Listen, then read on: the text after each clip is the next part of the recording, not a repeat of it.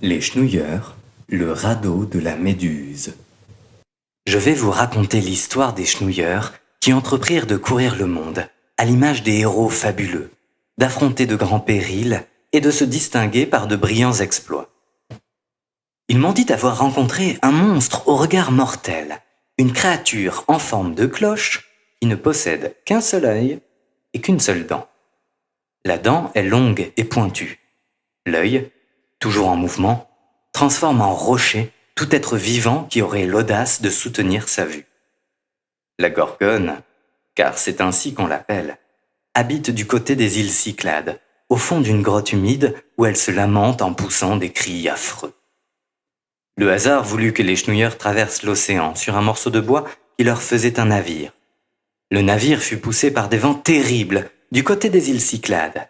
Il dériva durant 13 jours pour finalement échouer sur un récif battu par des vagues furieuses. Nos petits amis ne pensaient pas trouver ici l'aventure qu'ils étaient venus chercher de si loin. C'est qu'ils ne connaissaient pas le secret de l'itinéraire à suivre et qu'il s'agit de découvrir. À gauche, à droite, l'équipage, si joyeux en temps normal, était devenu bien sombre. Certains voulurent explorer les environs. Les autres, moins audacieux, ne s'éloignèrent pas du bateau que les flots avaient changé en radeau.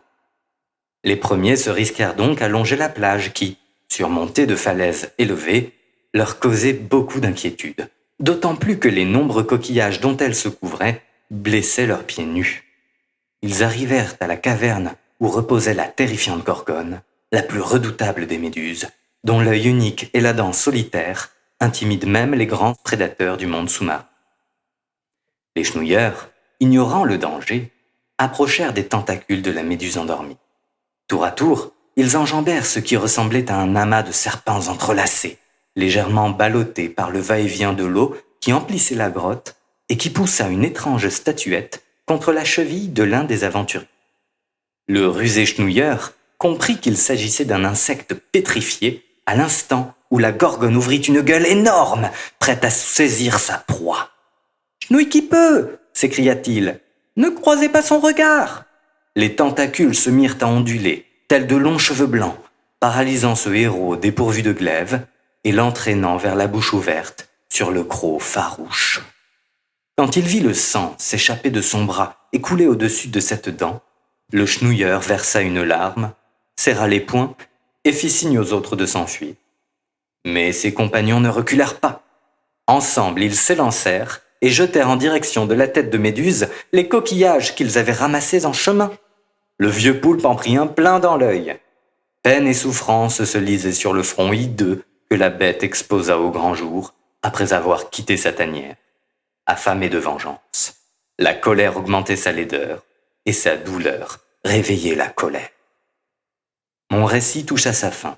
En effet, les Chenouilleurs que l'abandon du radeau avait effrayés vinrent en aide à ceux qui n'osaient plus sortir de la caverne, et cela de manière très simple.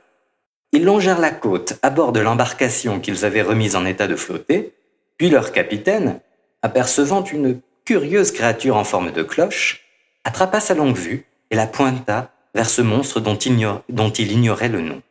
La Gorgone lui faisant face ne fut pas seulement éblouie, elle fut rendue aveugle par l'éclat que le soleil avait mis sur l'instrument de navigation. Elle avait enfin une bonne raison de gémir, son œil brûlait. L'équipage, une fois réuni au complet, chanta longtemps les louanges du beau disque doré. Le ciel s'était éclairci, les voiles s'étaient gonflées, nos amis ayant prouvé leur valeur, goûtaient un repos bien mérité.